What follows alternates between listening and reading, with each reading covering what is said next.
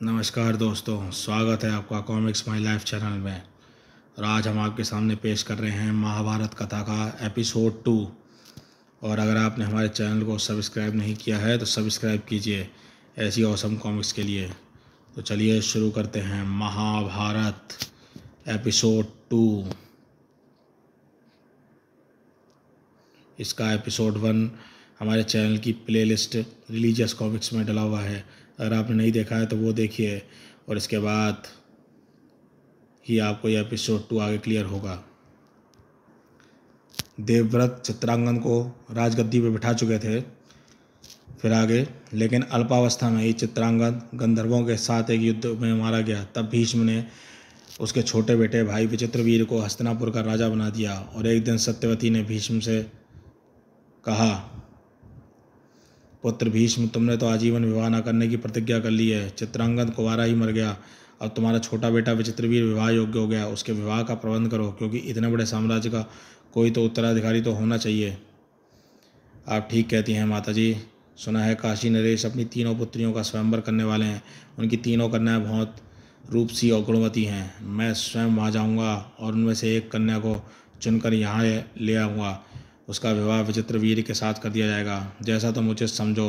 पुत्र, महाराज तो अब रहे नहीं, इसलिए अब तो तुम ही उनकी जगह, उनके लिए पिता की जगह पर हो। कुछ ही दिन बाद उन्होंने काशी नरेश की ओर से अपनी पुत्रियों के स्वयंवर में पहुंचने का निमंत्रण मिला। भीष्म विचित्रवीर की पत्नी का चुनाव करने काशी नरेश के राज दरबार में पहुंचे तो दरवाजे पर बैठे विभिन्न देशों के राजा और राजकुमार उन्हें देखकर हैरान हो गए। दरबार में फुसफुसाहट शुरू हो गई। लगता है भीष्म अपनी प्रतिज्ञा भूल गए हैं। हाँ, ठीक कहते हो। ऐसा लगता है जैसे वर्षों बाद उनकी राज्य पाने की लालसा जागृत हो उठी है। भीष्म ने जब क्रोध भरी दृष्टि से उनकी ओर देखा तो वे सब सहम कर चुप हो गए। तभी काशी नरेश की तीनों कन्याएं हाथ में जयमाला लिए वहाँ पहुँची, और जब वे भीष्म के निकट पहुँची तो उन्हें देखकर हंस पड़ी। भीष्म राजकन्याओं के उपहास को सहन नहीं कर पाए। राजाओं द्वारा किए गए व्यंग्यों से वे पहले ही क्रोधित थे, अब राजकन्याओं के उपहास ने उनके गुस्से को और भी बढ़ा दिया था। सब लोग कान खोलकर सुन लें। आप सब लोग और ये राजकुमारियाँ शायद ये समझ बैठी हैं कि मैं अपनी प्रतिज्ञा को भूलकर विवाह की इच्छा से इस स्वयंवर में आया हूँ, लेकिन आप लोगों का ऐसा सोचना गलत है। मैं यहाँ अपने छोटे भाई विचित्रवीर के लिए केवल एक कन्या को चुनाव करने आया था, लेकिन क्योंकि इन तीनों राजकन्याओं ने मेरा मजाक उड़ाया है, अतः मैं उन तीनों को ले जा रहा हूँ। भीष्म की बातें सुनकर कई राजाओं ने अपनी म्यानों से तलवारें खींच ली। भीष्म कन्याओं को पकड़े अपने रथ की ओर बढ़े। तभी सोमदेश का राजा शाल्व अपनी तलवार चमकाता हुआ रथ के नज़दीक पहुंचा। तुम ऐसा नहीं कर सकते भीष्म। राजकुमारी अम्बा मुझसे प्रेम करती है और मैं भी अम्बा से विवाह के विचार से ही आया हूँ। राजकुमारी अम्बा मेरी है।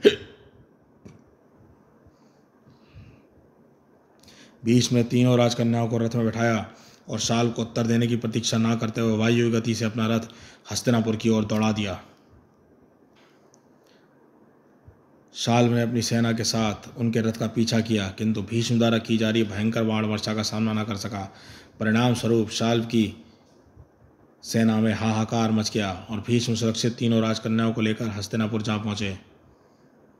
हस्तिनापुर में विचित्रवीर के विवाह की तैयारियां होने लगी। तीनों राजकुमारियों को विवाह की वेदी पर ले जाया जाने लगा। अचानक अम्बा ने भीष्म के सामने पहुंचकर कहा, मैं आपसे कुछ निवेदन करना चाहती हूँ। बोलो, तुम क्या कहना चाहती हो?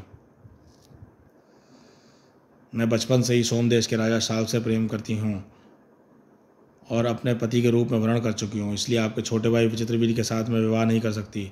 अगर ऐसी बात है तो हम तुम्हें राजा शाल्व के पास भिजवा देते हैं। भीष्म ने सारथी को बुलाया और उसे आदेश दिया, सारथी, राजकन्या अम्बा को रथ में ले जाओ और राजा शाल्व के पास छोड़ाओ। काशी नरेश की शेष दोनों कन्याएं अंबिका और अंबिकालिका का विवाह विचित्रवीर के साथ कर दिया गया।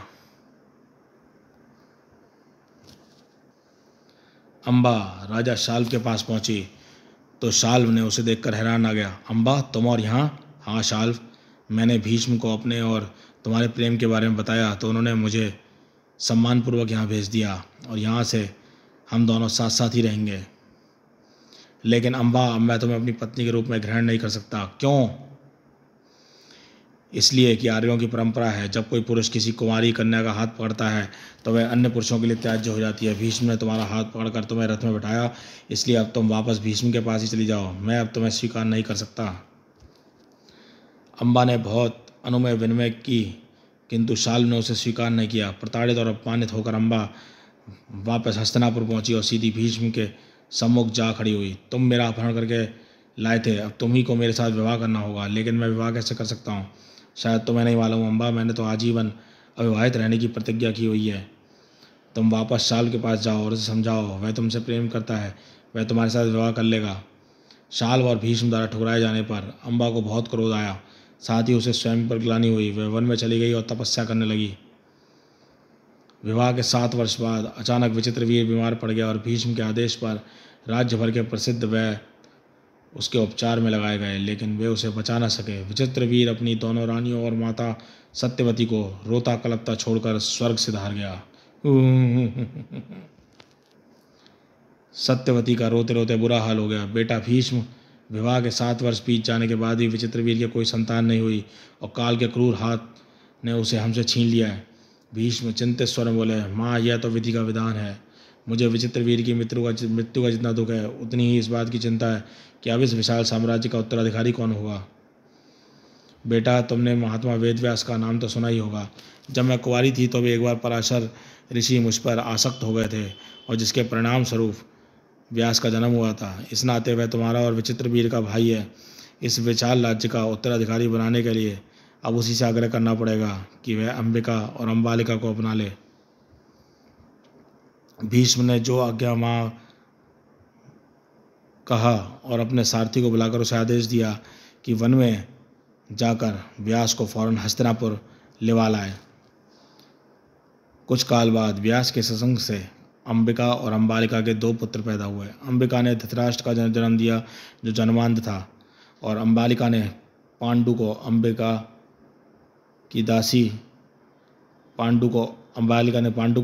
की दासी ने विदुर को जन्म दिया जो सर्वगुण संपन्न था। जब धृतराष्ट्र और पांडु विवाह योग्य हो गए तो धृतराष्ट्र का विवाह गांधारी के साथ, जो कि गांधार देश की राजकुमारी थी, कर दिया गया और पांडु का विवाह शूरसेन की पुत्री कुंती के साथ हो गया। बाद में पांडु ने माद्र नरेश की कन्या माद्री के साथ प्रेम विवाह कर लिया। तो दोस्तों, ये था महाभारत कथा का एपिसोड 2, जिसे हम यहीं पर समाप्त करते हैं और मिलेंगे इसके अब अगले महाभारत कथा के कॉमिक्स के एपिसोड 3 में। तो आपको कथा कैसी लगी हमें बताइएगा। हमारे चैनल को पे फर्स्ट टाइम आए हैं तो चैनल को सब्सक्राइब करिए। तो देखते रहिए कॉमिक्स माय लाइफ चैनल।